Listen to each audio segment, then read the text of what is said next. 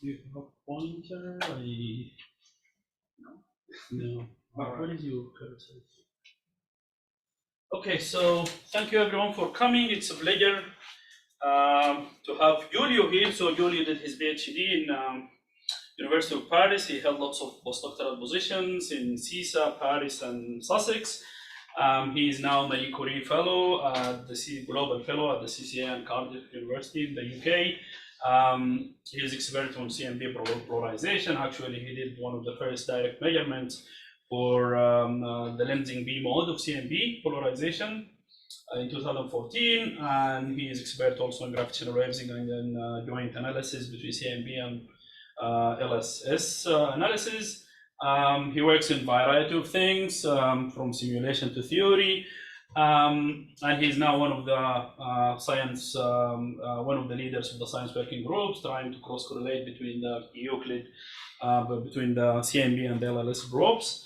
And for Euclid collaboration and for Simon's Observatory, one of the reasons that Giulio is here is we have, as the seminar committee, identified that Euclid is a very timely experiment. We want to hear more about it. It's recently successfully launched, and we're happy to have Giulio telling us about how can we do cosmology and astrophysics with Euclid. So thank you, Sultan, for the nice introduction. Thanks everybody for coming. Today I'm going to try to give you an overview of the Euclid project. This is a very challenging task, I realized. I basically realized I only work on a subset of it. And I hope to give like a significant, let's say, sample of what all the activities that are going on. I will start with some very brief recap. I will start also presenting a little bit the instrument in case you are kind of more interested on the technical application that might be relevant for your science.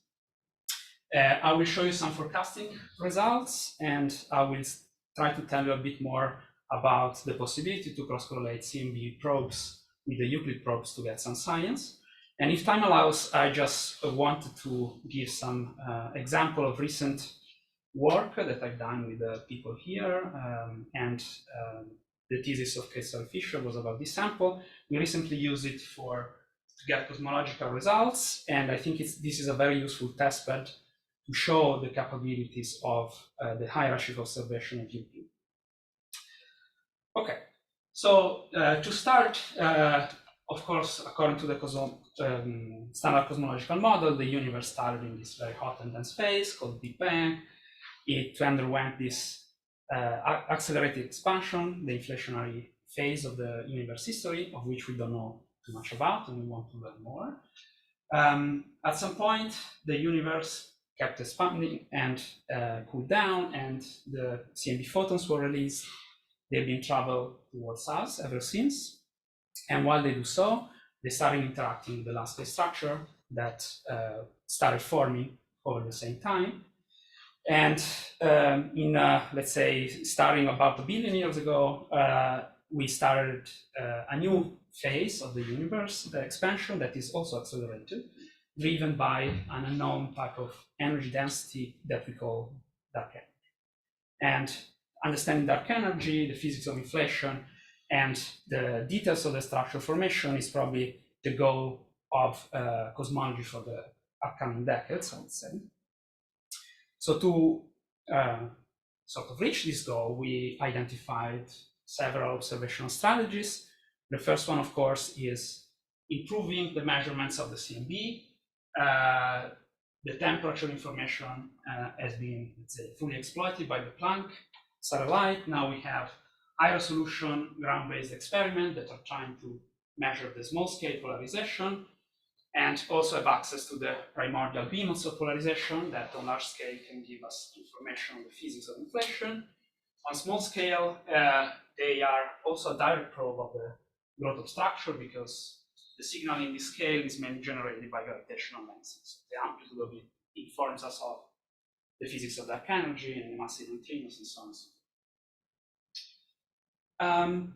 The other thing, of course, that we want to use to probe this the universe history are the last case structure. And the advantage of that is that we can basically have a probe that is tomographic and we can follow the evolution of the universe as a function of time, as opposed to the CMB, where we get this full integrated information that comes from a relatively narrow range of redshift. The two main probes that we aim to use are, of course, the galaxy clustering. You can see here some recent results from one of the Oliver's paper. I forgot to add the credit, sorry. So measuring the clustering of galaxies, we can also infer similar, let's say, kind of information. We can start from the same but a different redshift and a different scale. Here we have an example of how much this power spectrum of the galaxy clustering could change as a function of the value of the total mass of neutrinos in the universe. Of course, we have, in addition to this, we can, of course, prove cosmology, measuring the baryonic acoustic oscillation scale, Pressey space distortion, and voids, and essentially infer cosmology from all these probes. One of the challenges here to interpret this signal are the fact that the galaxies cluster in a very nonlinear way, and also they are not direct tracer in a way of the matter distribution overall because of the presence of dark matter. So we need to understand how to relate the luminous to the dark matter through the bias parameters. The other major probe that we can use to infer cosmological parameters is with lensing. And essentially, the shape of distant galaxies is correlated and distorted by the presence of intermediate clumps of dark matter between us and the galaxies. And in normal field, this shape would be random, but the ellipticity, if you imagine to have a big galaxy cluster, for example, in the middle, you would get that the shape of the galaxies around it will be correlated. And if you can map, let's say, if you can infer this field that we call the cosmic shear, we can have a direct probe again of the matter distribution weighted by some function that's shown here as Q that depend on the geometry, mainly the angular diameter distances.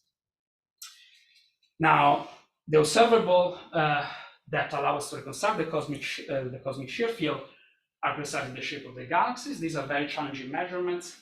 You can imagine starting from here, the pure shape of the galaxies that gets sheared by an intervening lens, convolved with your telescope PSF, pixelized, and then you have noise and you have to extract a measurement of the shape of the galaxy from data like this. So this is very challenging.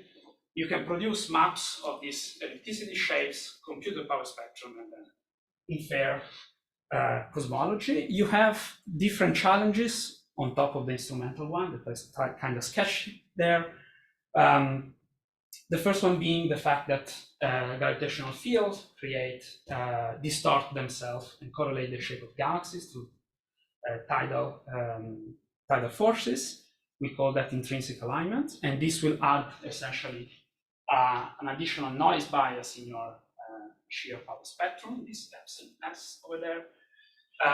And this can also correlate with the intrinsic underlying shear field, gamma epsilon. So you will have to characterize this and model this effect very well.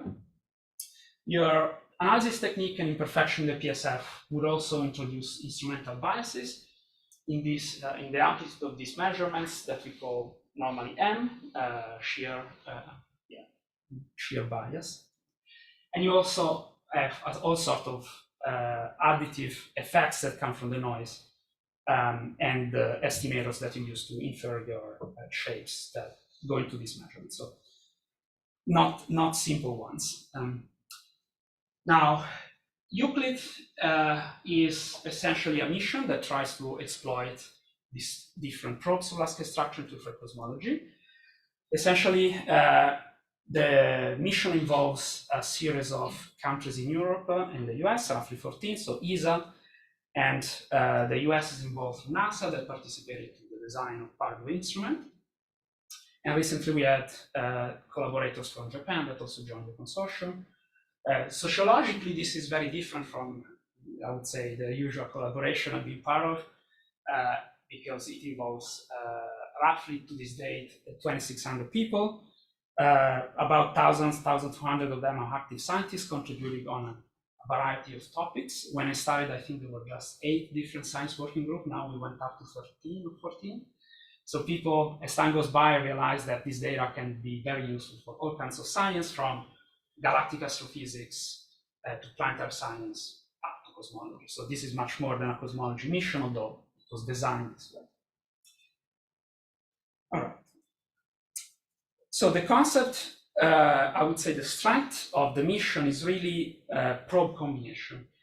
And the main idea here is that not only you want to probe the equation, the physics of dark energy. So what is this? Is it really a cosmological constant? Is it something more?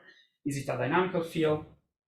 But also you want to test the potential extension to the general relativity theory. And for doing so, you need to have measurements of both the two potential that describe perturb metrics, I would say in GR, so matter perturbation, and also psi, that in general is not exactly the same thing and affects the propagation of light. So combining the clustering of galaxies and the measurements of wavelengths, we can probe essentially these two things simultaneously. And of course, a survey that aims at doing that will gather data that are also useful for a bunch of other cosmological probes, including clusters of galaxies, strong lensing, and SMB cross-correlation that I will tell a bit more about at the end of my talk. The goal, I would say, when people started designing the mission, were essentially to get the measurements of the equation of state of dark energy, that in the fluid approximation has been written like this, with a linear evolution in time, with about 2% and 1% for the amplitude of the variation as a function of time. In terms of test of gravity, in GR, it's common to write the growth rate as a function of the matter density times this exponent gamma, which is not cosmic shear. Sorry for possible confusion there. But the idea was to get a precision of about 2% on the measurements of the growth rate around the redshift of 1, which is exactly the point between 1 and 2, where dark energy essentially kicks in. And there were also a bunch of other science drivers, I would say, that are kind of summarized here. So 1% constraint on the amplitude of the matter fluctuation, so 30 milli electron volt precision in terms of the constraint on total mass of neutrinos. And the final goal was also to improve twice the precision of the measurements of the NS and the tilt of the primordial perturbation that come out from inflation. So a wide range of topics, and I hope to convince you that we'll be able to deliver this. Okay. When I usually hate when people start showing too many pictures in talks, but I guess this is a project talk, so I need to show some nice picture. And for a change, these are not only pictures of power spectrum, but they're actually nice pictures, so that's also good. Variation from my usual slides. So this is the satellite right before launching, right before being shipped down to Cape Canaveral, actually, from Europe. You can see here the structure of it. So this is where the main instruments are. These are solar baffles, and the cylinder there is telescope optics. The instrument itself looks like this, weighs about 2.1 ton. It has a 1.2 meter mirror made of silicon carbide, highly reflective, that is relatively cooled at 130 Kelvin, so not extremely cool, but cool. And the optical path of the light, you can see from there. You have the usual reflector, and that is focused. We low pass filter all the light that doesn't fall into our band, and so it uses the background. And then the light is focused on two instruments, NISP and BEES. And BEES also has a calibration unit, which is like a cavity with a black body that is used for calibration in all the bands of the instrument. All right, and these are well, as you can guess, I would say from the slides and also from the acronym, this works in the visible band, and NISP works in the near infrared. The picture of the upper left is the mirror? Yes. And down in the lower right, I can't make out what that is. Yes, it's a sphere. This is the calibrator. It's this guy over here. It's a cavity, and you have this black body essentially that radiates and focuses. Is there a picture that sort of shows what the whole thing looks like? Say again? Do you have a picture that sort of shows what the whole thing looks like, the scale? No, I think, well, not. It's sort of wrapped up in. Yeah, it's all wrapped up inside. And have you seen it? Sadly not, because they decided very last minute to allow visits before it was shipped down, and I was here and not in Marseille, so not a very practical trip, I would say. All right. So, few more details. This, it's a big CCD camera, about 4,000 by 4,000 pixel objects that operates between 550 and 950 nanometers. The pixel size is 0.1. The total PSF is roughly twice as much, which is worse than Hubble, but comparable. I think there is a factor between 2 and 3 in terms of resolution. The specs are a magnitude limit of around 25 with a signal to noise of 10. And essentially this instrument has been optimized for a very stable PSF kind of measurements that are optimized for weak lensing.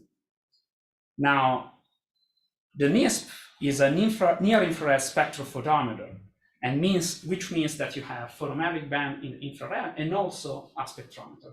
And this is, I think, the major technological contribution to the project, and I will come back more on this a bit later.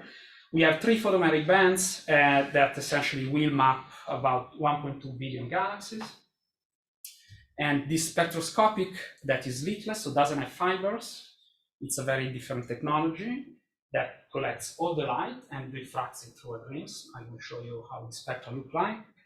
As a sort of lower spectral resolution than the usual fibers, but they will be able to target H-alpha galaxies around between redshift 1 and 2 and measure accurately the spectra of 35 million of them. The sensitivities are slightly comparable to this, but slightly lower magnitude limit. So band passes are over there. So the blue one is the large visible band. There's some sort of a pointer, I think, on there. It's not there. Well, maybe someone stole it. No, it's conceivably also on the. Yeah. Okay, sorry. No, it's fine. Anyway, so you have this large I band in the optical. The 3 ones are colored one of the spectroscopic, and the solid sort of white one is the band of the spectrometer. So few fun facts to show how transformational the data would be.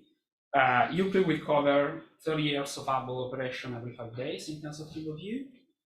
The field of view is about 0.5 degrees compared to like 30 seconds square or few arc-minute square for JWST. So very optimized for large and fast mapping. And I would say complements a bit what is done from the ground in terms of redshift and precision in terms of photometry. You know what, I can't read the fine print, so I can't tell. I can see that some of it's JWST, yes, but I can't tell which is which. Oh. Can you just point or say which is the, is the gray stuff? Yes, it's the gray, it's these guys, oh, okay. the lower one. Oh, okay, Giulio, I've got a laser pointer. Oh, that would be amazing. Nice. Oh, thank you. All right, these are just fun facts. So Euclid was launched on July 1st, 2023. I didn't see the instrument, but I was there to see this launch. So it's also nice.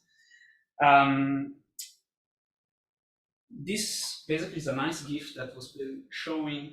You can see this. There's a point that moves kind of fast across the image. These are a series of deep sort of shallow exposure of CFHT that tracked Euclid that he was traveling to L2. So what are we going to see and do with this nice instrument? So Euclid will have two major surveys. The first one is called WIDE. We'll cover 15,000 square degrees over 6 years of observation. It will basically point each direction of the sky across about 4 times in a row with 700 seconds combined exposures. First the visible instrument, then the spectroscopy. Sorry, first the photometric instruments and then the spectroscopy. The survey area is sort of shown here. You can see that it's been optimized essentially to avoid the galaxy here, and also this plane over here, which is the ecliptic plane, that of course emits light that is scattered, and we call it stray light. And essentially, this was the result of lots of optimization. There are also lots of synergies with large-scale facilities like Roman and Rubin that will come along roughly during the lifetime of Euclid. And I will come back to this a bit later. This is roughly a sketch of how the survey will proceed year by year. We will start essentially covering mainly this part for calibration purposes and a bit the northern part, and we will start going down.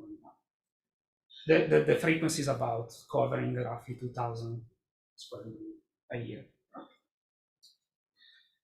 So some fields, however, will be observed much deeper and much longer. So they will have multiple observations where we will increase the depth of about 2 magnitude, and this will be essential to reach an accurate calibration and characterization of the selection function when we apply cutting luminosities and so on and so forth. It will also be very good to do some legacy science for galaxy evolution, and I will speak more about this later.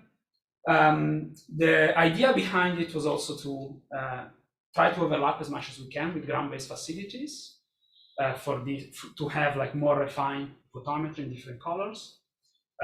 This is very important because this wide band in the visible has essentially a PSF that might change with color, and you want to have multiple colors to effectively calibrate very well.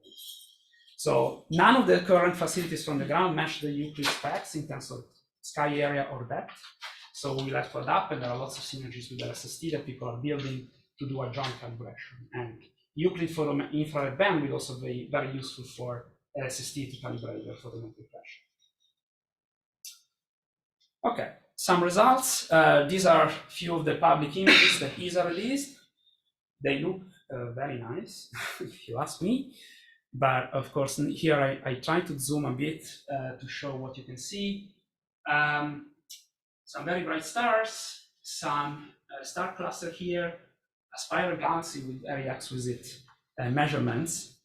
And you can also, these are raw data, like they have not been processed by any science pipeline. So you can see some artifacts here coming from the cosmic ray, this glitch of bright pixels over there.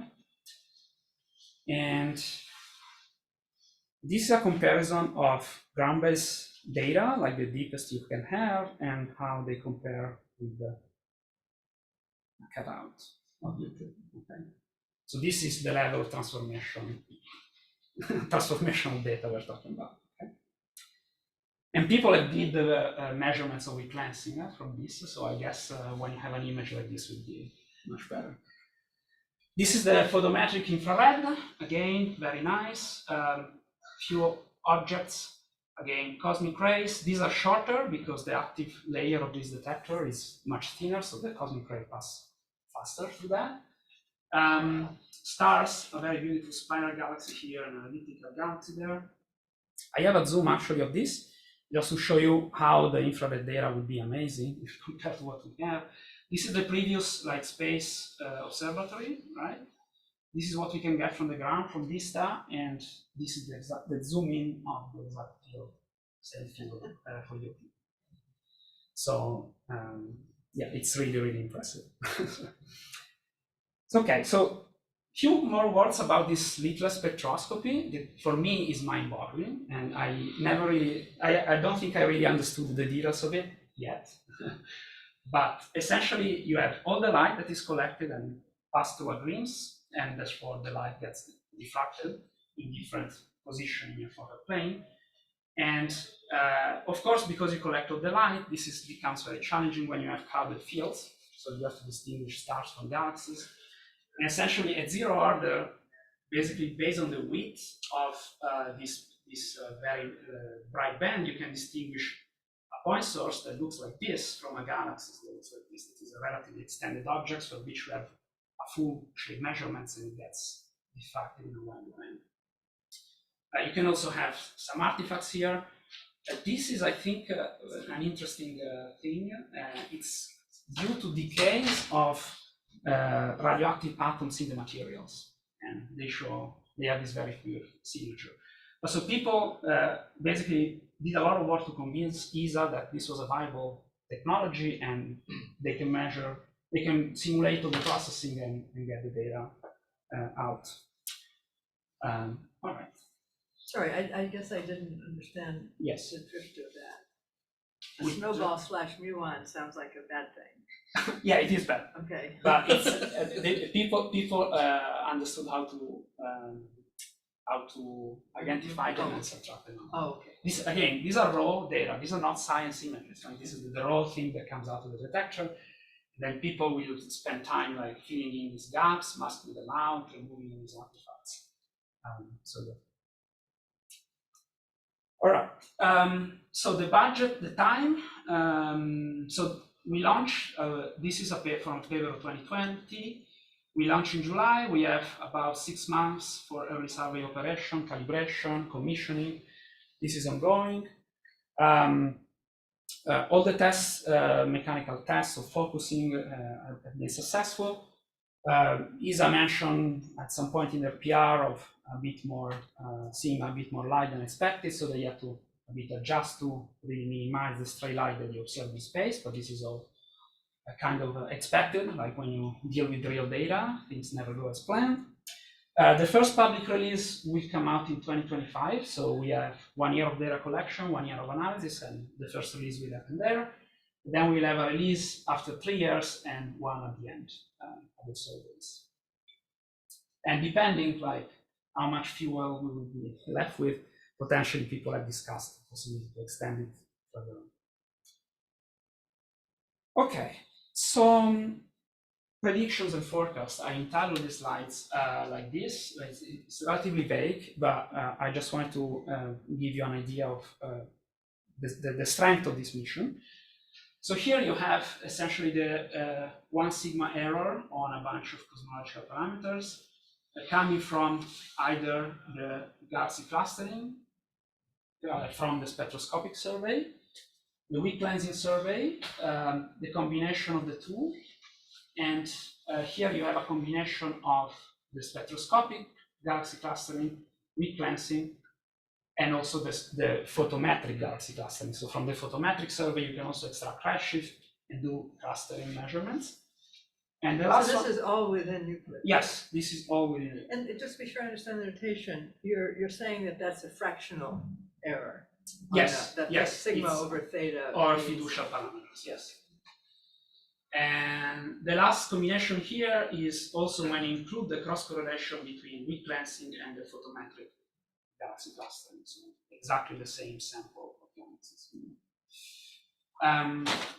And so essentially you can see how more you keep squeezing these error bars and you meet the target of the 2% measurements of the equation state of dark energy. This is a, let's say, pessimistic configuration that considers that you do not go into the full nonlinear regime of these probes that are hard to model. The interesting thing, however, is that if you are a bit less conservative, I would say you include a bit more nonlinear scale, but you also free up additional parameters, in this case the curvature. You can also meet these targets anyway. So the idea here is that the combination of probes will allow to explore a wide range of parameters that normally are fixed. So we don't normally fit for the Cantor equation state and the growth rate gamma or any other modified gravity model. But the idea here is that we can still do it and get comparative. Lots of work has been going on the use of higher order statistics, machine learning application, and field level inference. Particularly this paper here studied, I think, 10 higher order statistics for the weak lensing field, showing that we can improve things by 50%. Some work in the void, on the void size of galaxy clustering show that you can further squeeze this probe by 20%. So these are the main probes, what was sold to the ESA, and there are many more probes that can be added to the same footprint. So is it 50% as compared to blank? No, 50% compared to what you get. But if you combine all the different probes and you compare that to what you get from blank, do you know like how much better you can do? Well, I think this sort of the main parameters that you should look at are the equation of state, and yeah, this is improved quite a lot. So I don't have the number in mind because eventually from CMB this is consistently -1. So. But, yeah. All right. One other thing where Euclid would be really transformational is essentially the the clusters of galaxies. Why so? Because essentially this near-infrared data will allow to extend all the cluster searches on a redshift regime where that was never probed before. So all the methods to identify clusters mainly rely on photometry. I would say they stop around redshift 46 or so. But these objects essentially will be detected with a signal to noise of 5, many of them, thousands of them, up to redshift 2. This is a new regime that we're going to need to explore. The overall sample will improve, I think it's a factor of 100, I might make a typo there, compared to what is available there. And the interesting thing is that for cluster physics is very hard, but if we can get it right with good spectroscopic measurements, we can also calibrate their mass using the same weak lensing field that we measure. So calibrating the mass of the cluster is the crucial thing to get cosmology out of it, and we can do it with weak lensing. So, and this is also very good. And we can also, we will detect many of them, so we will also be able to study the correlation function of these objects. And this is supposed, I don't have the forecast here, I don't think this was ever done yet, to my knowledge. But the cool thing is that this contour technically is relatively orthogonal toward the other probes, so for the other main probes. So you should really add excellent information. So this is the slide for you, Sultan. Yes. So a bit more on galaxy evolution. So this is a figure from a paper that is currently under review for the consortium led by Laura Bisigello from Padova. And essentially, they worked on identifying high redshift AGNs as dropouts. So imagine you detect sources in the infrared band, but you don't see these objects in the visible. Then you can say, okay, this is a very high redshift source that gets redshifted away. And if you play this game, essentially, in particular in the very deep field that goes to close to a magnitude of 28 or so, you can essentially probe Lyman break galaxies or AGNs up to, let's say, redshift 7, 8.5, whatever, 0.5, depending where your object disappears. And this is an expectation of the redshift distribution, which will be really transformational because basically they expect to see hundreds of more or even higher redshift quasar basically in the hyperpolarization. The other thing that we are working on together with Laura at present is using this sample for cosmology, which is very good for non-Gaussianity studies. For example, I will comment a bit more later.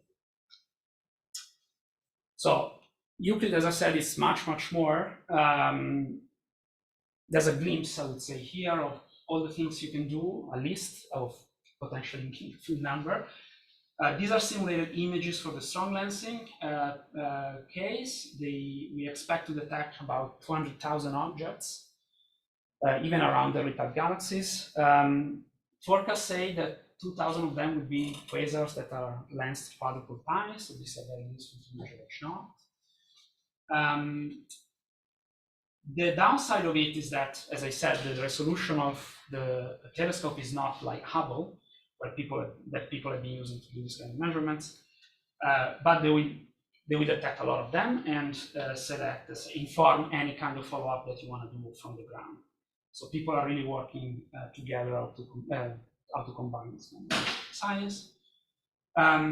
There's also work going on transient. In particular, I think the interesting paper led by Cosimo and Serra from Cardiff as well showed that you will get a good rate of detection of these very superluminous supernovae that are this kind of new objects in the business, I would say. I don't know too much about it, but I can try to answer your question if you have them. Solar system objects, local universe, we will have a full census of brown dwarfs and low mass galaxies. There's also synergies for planet searches using microlensing with Roman. This is because some capabilities are very similar, and essentially you need some monitoring time of these objects. And so Roman will be launched, I would say, in 2 or 3 years from now.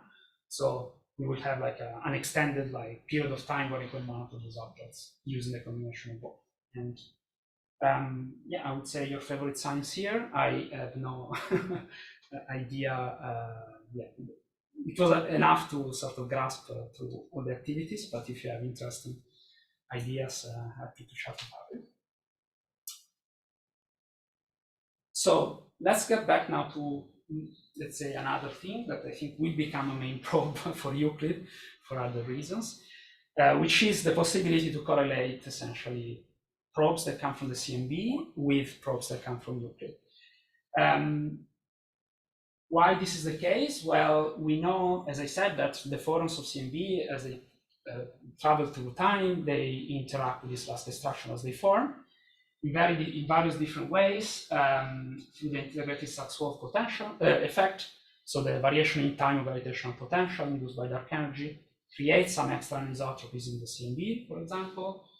The photons of CMB are lensed as well, and this is now becoming a major probe for cosmology. The hot gas in the universe will scatter, in particular the electrons, will scatter the photons of CMB, introducing distortion in the perfect black body shape, the so-called Sweden-Zeldovich effect. Star-forming galaxies will show up in CMB maps.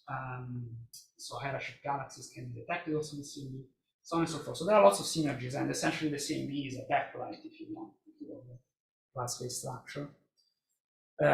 Status and prospects, I would say, is summarized by this map that I had fun putting together. So one part of the survey will basically only overlap with Planck because we don't have observational facilities, let's say, that cover that side of the sky, sadly, other than Planck. This map is in equatorial coordinates, so the galaxy is kind of here. But in the southern, let's say, hemisphere, you have a plethora of CMB experiments, so Simon's Observatory, ACT, SPT, that cover this footprint and can be used to do joint studies.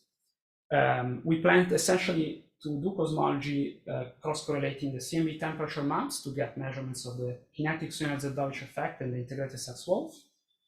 And the map of the thermal Sweden-Zeldovich effect and CMB lensing. There's also possibility to use this kind of data to basically subtract the lensing B modes and enhance the B mode generated from inflation. So there are lots of synergies that we are currently exploring. I would say the most mainstream and more important would be CMB lensing.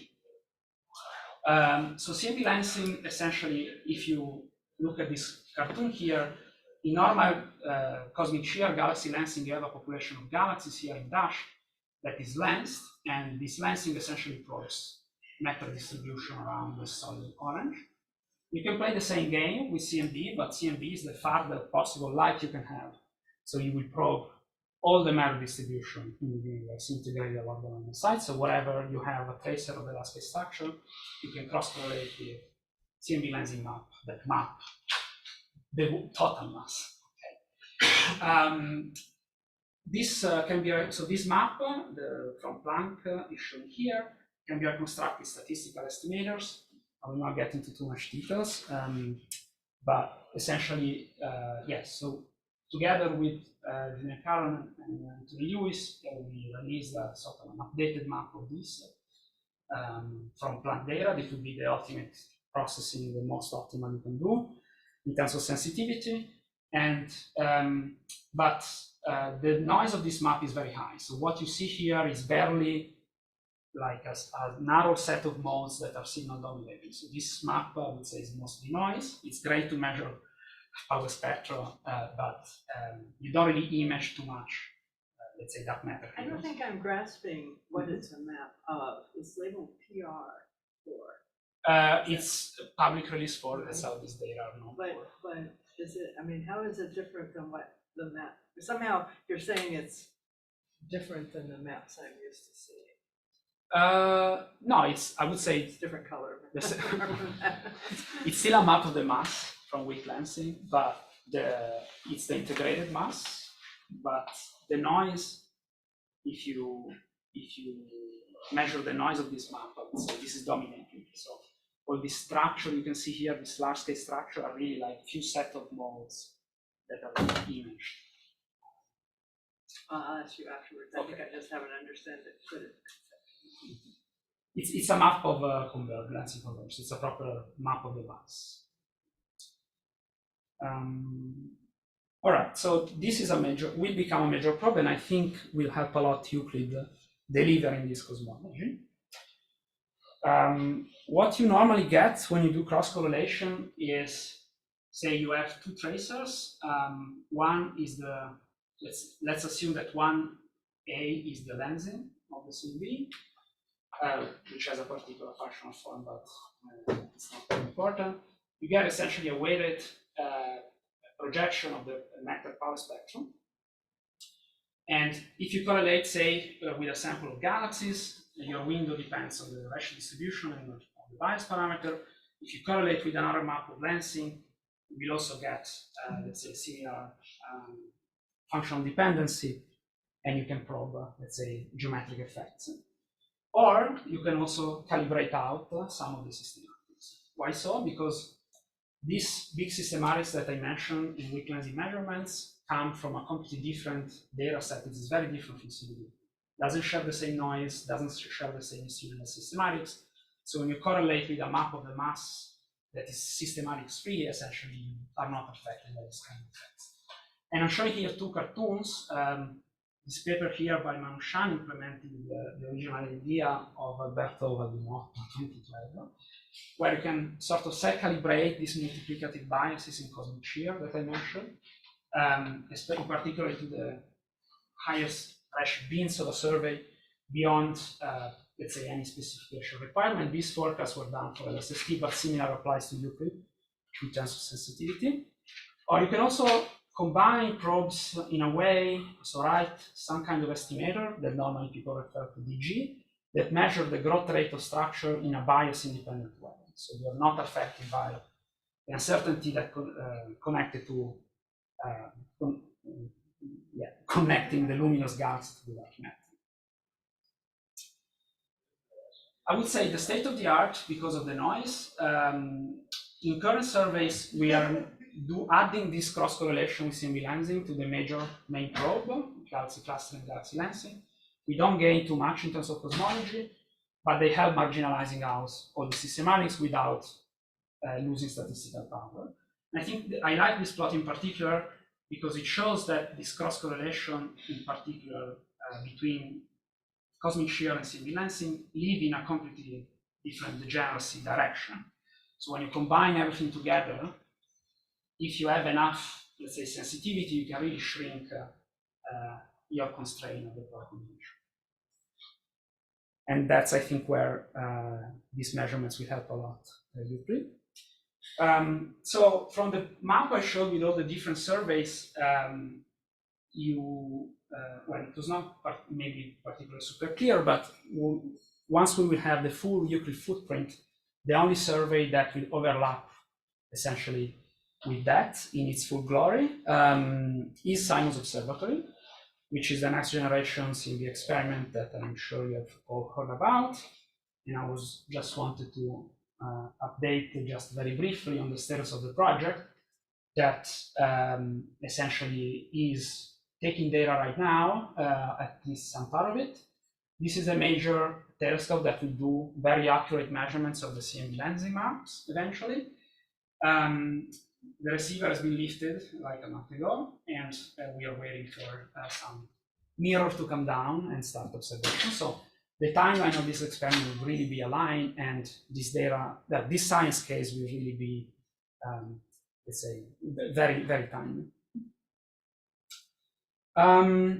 I just wanted to grasp, well, I'm kind of running late, so I don't know. Yeah, maybe like 5 minutes, because we had already some 5 minutes. Okay, so then I will skip a bit this.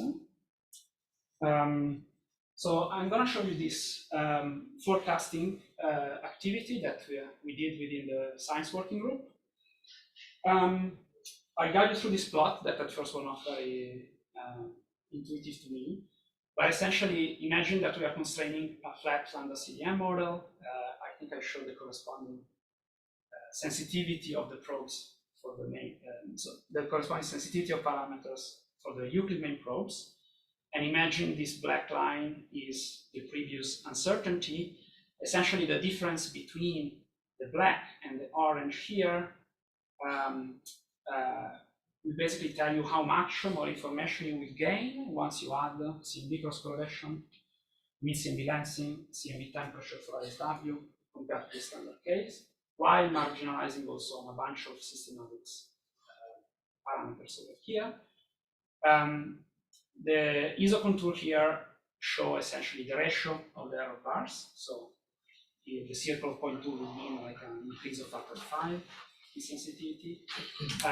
So for many of them, the improvement is not dramatic, but the interesting thing is that the more you start probing complicated models and freeing up more parameters, doing say modified gravity and so on and so forth, you still match and the specification you want to do, you want to have, and marginalize at the systematics at the same time. So this, I think, would be very, very valuable, and I'm sure that all the forecasting without systematics will turn out to be very optimistic. So I think this is really has the potential of really helping Euclid delivering its science. One other thing that we are looking at present, I don't have any interesting plot to show, is correlating these Euclid samples with map of the thermal swimmers and Darvish that probes the let's say the hot gas content in the universe. And we want to do like a full analysis with this, trying to constrain models of baryonic feedback at the same time when we do cosmological inference from the cleansing, because we know this is one of the major sources of uncertainty, and we think that this can help with this.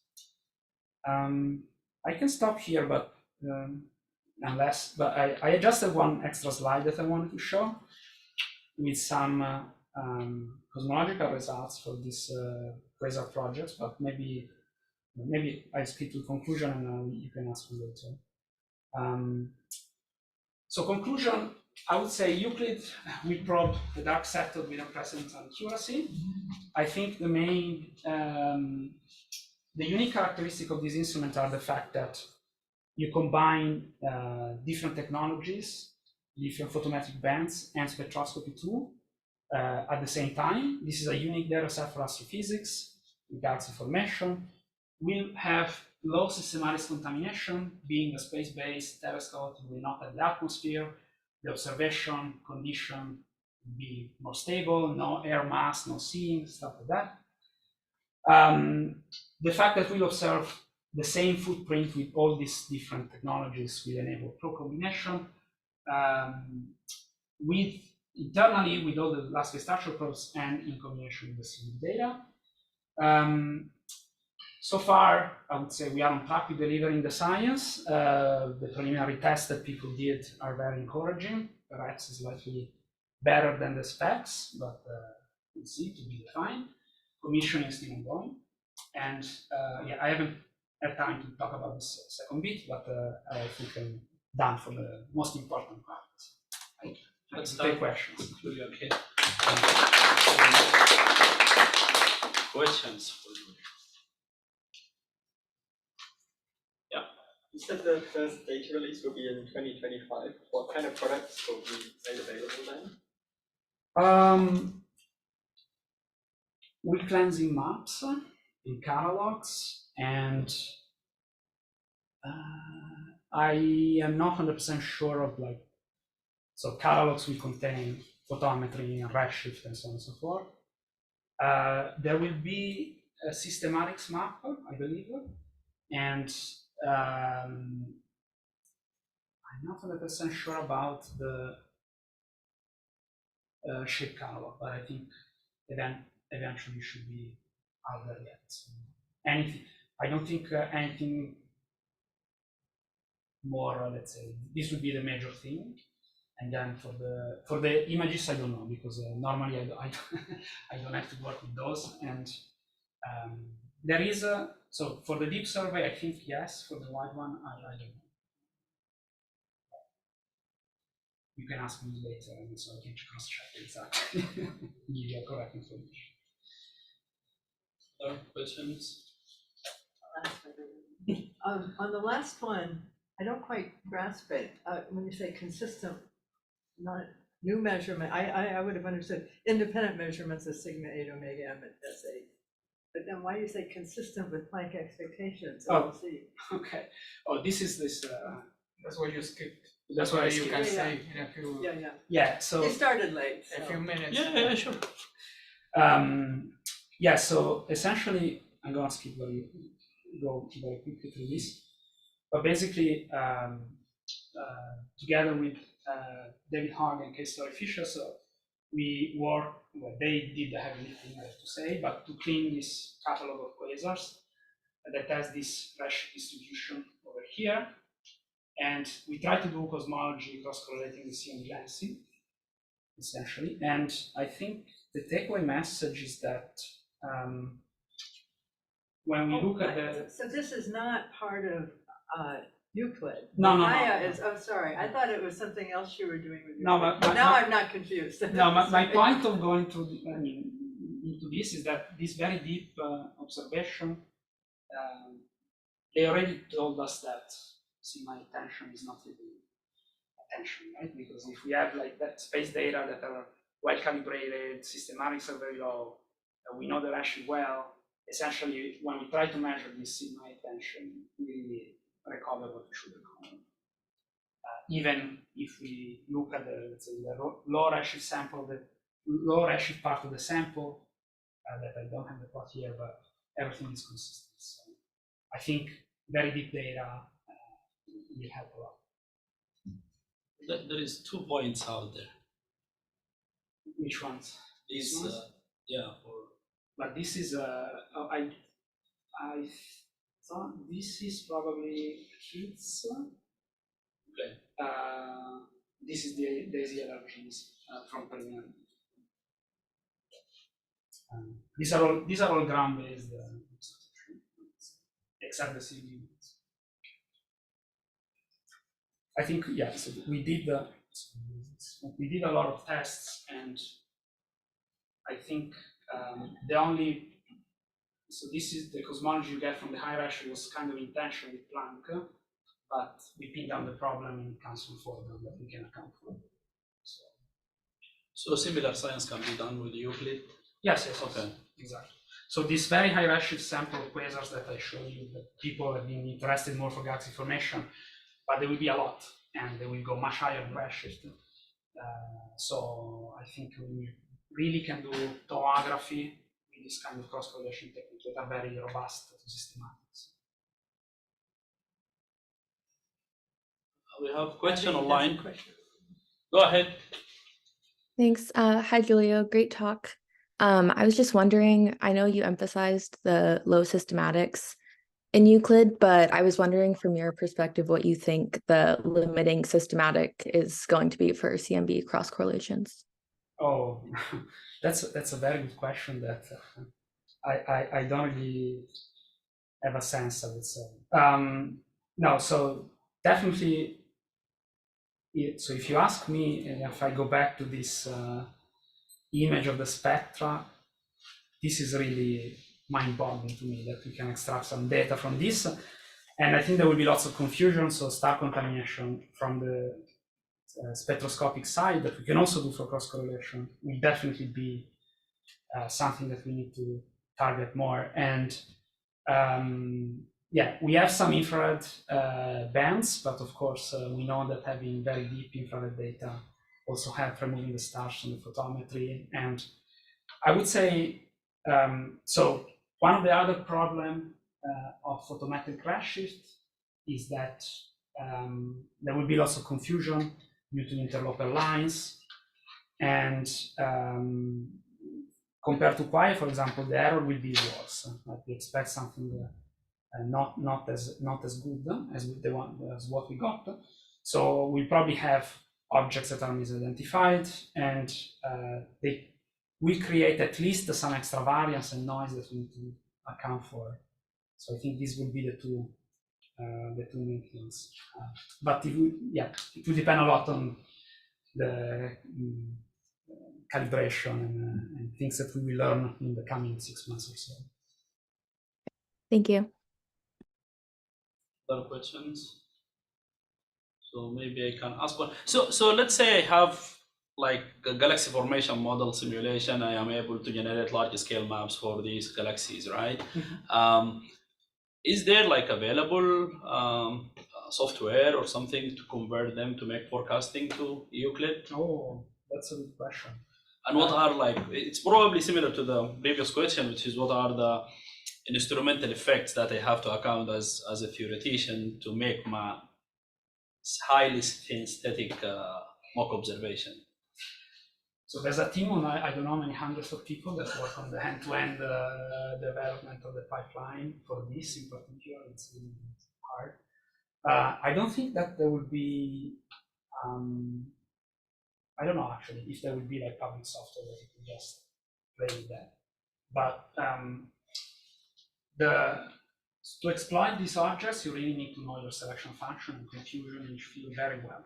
It relies a lot on simulation, and at some point I believe that we'll have to easy for people to use it. But so far there is nothing online. No, you can. No, I think so. There is this paper of Scaramella 2020, okay. And there is a big review paper that will come out at the end of the year with sort of the overall specification in terms of PSF and stuff like that. That you can compare with UP1. But since then, I don't think so. So this very deep field that you might be more interested in for the higher, these are just 50 square degrees, so it's not. Because I would imagine there are some people already working on forecasting, right? And they for what? For like these large scale maps, right? To generate. Sure, yeah. From mock observation, so I'm just interested to know. So this paper, because we have this simulation at hand, but then how do you make them look like Euclid? Yeah, so see that. Well, so there are two issues. So Euclid has a reference simulation with all the catalogs and so on and so forth, and it's the largest embodied simulation, dark matter that was ever run. And it basically simulates the full volume down to the mass limit of 10 to the 10. Talking about 4 gigaparsec with I've forgotten many thousands of cube particles, but I believe it's the largest embodied RAM. There's no comparable, you can't do anything comparable for hydro. For the deep field, I think it's still large, it's still on the 1 gigaparsec size. But yeah, I don't know. I think definitely people have been exploring more like semi-analytic or data-driven kind of abundance matching technique in EMOS. But if there's anything better, I'm sure that you would be welcome to contribute. Sure. Any other one last question? I had a non-scientific. You can go. I'm curious, do you happen to know why JWST was launched by Ariane and this was launched by NASA? No, this was launched by, sadly this, okay. So this mission was kind of cursed because at some point it was delayed. They had a problem in one of the components of the spectrometers that was built from NASA. And so they had to do part of it or adjust to it, and that got delayed. Then there was COVID and nothing could happen. And so Ariane was basically decommissioned and couldn't be launched. And so the agreement that people found was to launch it on a Soyuz launcher. That was the most comparable one. But then something worse happened with the invasion of Russia. So in February 2022, I think like the previous consortium meeting in June 2022, people were really desperate. But eventually, they figured out that they could launch it on SpaceX launchers. So this was launched by SpaceX. I see, I was thinking Florida meant Icy. Well, phew. It was very impressive, and people were very skeptical. But I think I was down there for the launch and chatting with the engineers. They all seem to be very happy how the collaboration went out, despite the skepticism. There were lots of work involved because, of course, the facilities that they had there were not really super matching in terms of cleanliness when they had to reopen it and so on. So they had to work a bit on these kind of things, but they worked out. The guys flying. Was this close to the sunset or the sunrise? It was actually okay. So I think one of the first major success of Euclid is that none of the scientists there died of it because it was 40 C under the sun. And we stayed there for 2 hours waiting for this thing to fly. So I think that's science goal. So you had like a reception waiting for it, or no reception? Okay.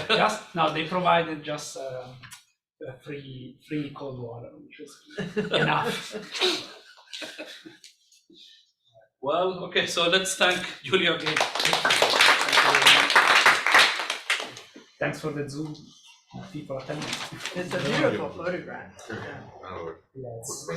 Not mine.